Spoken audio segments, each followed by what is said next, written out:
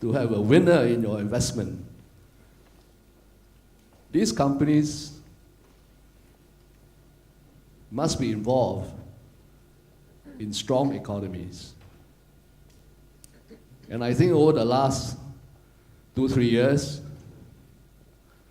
I feel, maybe together with some of my fellow panelists here, that things are not quite right with how the economy is doing in Singapore.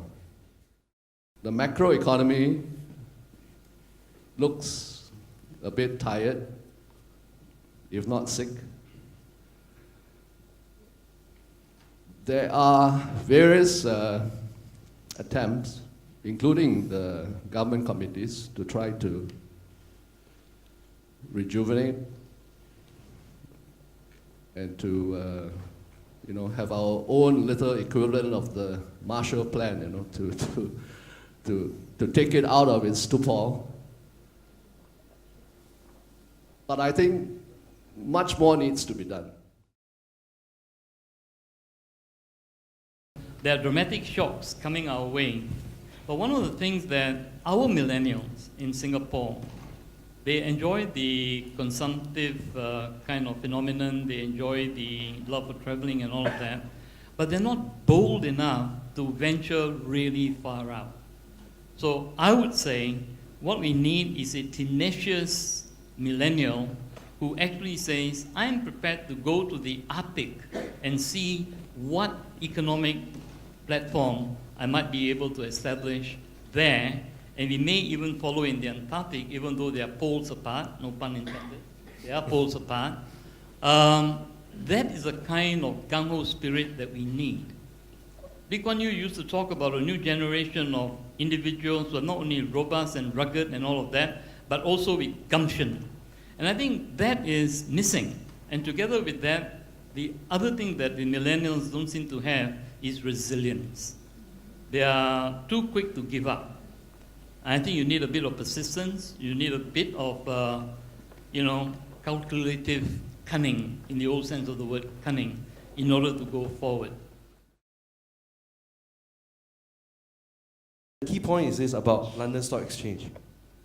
They are trying to show the world right now they have Brexit and they have the hung parliament.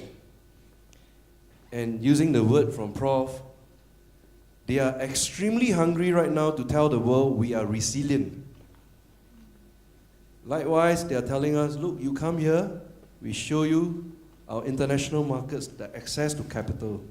We want you to join us here at London Stock Exchange. So, from all this and our conversation with SGX Catalyst, in this week's news as well, you can see SGX is drumming up their efforts to attract local companies to from private go to Catalyst listing. And they are also doing their parts. So that being said, what is the key essence or key takeaway from this?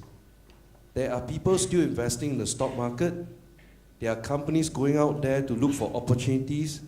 And between countries and between stock exchanges, it's becoming more and more competitive. That means today, if either you are an entrepreneur or you are an investor, there are many, many much more opportunities available today compared to the past. Many a times when I talk to different fund analysts and big investors who invest into companies, I ask them what's the kind of criteria you look for when you invest in a private company. So the thinking behind private and public, there's some distinction. I'll clarify that in a short while. But for those who invest into private companies, there's not much data points you can look at. They will tell you what's my burn rate, this is my technology, this is how I'm going to disrupt the economy, these are my founding teams, etc. At the end of the day, they will tell you the same thing. We only look at primarily the founder of the company. So that fits into Kamal's story of that particular founder is a second generation sitting on a lot of wealth, but he wants to prove a point in the market enlarge his capital. Right now, it's sitting on $37 million portfolio. So, would you want to study the business or the person or hybrid of both thinkings? Then that determines what kind of logical flow you have in determining what will charge forward. That people were hungry for leaders with a vision, leaders who are ready to take risk, and who are with the shareholders and aligned with the shareholders. And I think, back to what Prof was saying, I think about millennials, I don't view all of them like that. I hire a lot of them, and a lot of them are very good. But this kind of, fight to say, I don't care about the millions I have, I want to do something different. If you believe in investing in disruptive technologies, and then on another hand, you are following the big sovereign wealth fund to invest in hostels or hostel REITs or education real estate, then within yourself, you have got an investment conflict. You're investing in one that is going to kill the other. So which one do you believe? It is balanced. But quite clearly, once one of the leg would start shortening while the other leg would start growing, so then you'll be walking sangat. Now,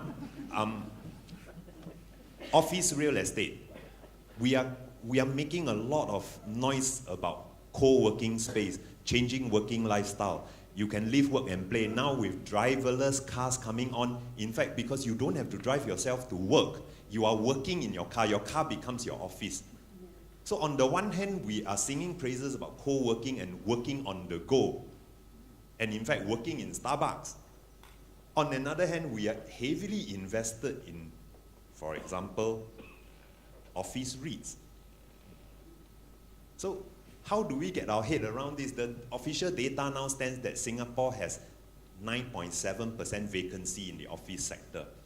9.7% of about 90 million square feet is 9 million square feet of vacant office space. And there are people who are still saying office space will do well. Singapore is a global finance hub and there'll be more MNCs coming. Seriously? I'm just trying to highlight that we are really at the crossroads. And thanks to the Committee for Future Economy giving us a full compendium of motherhood statements.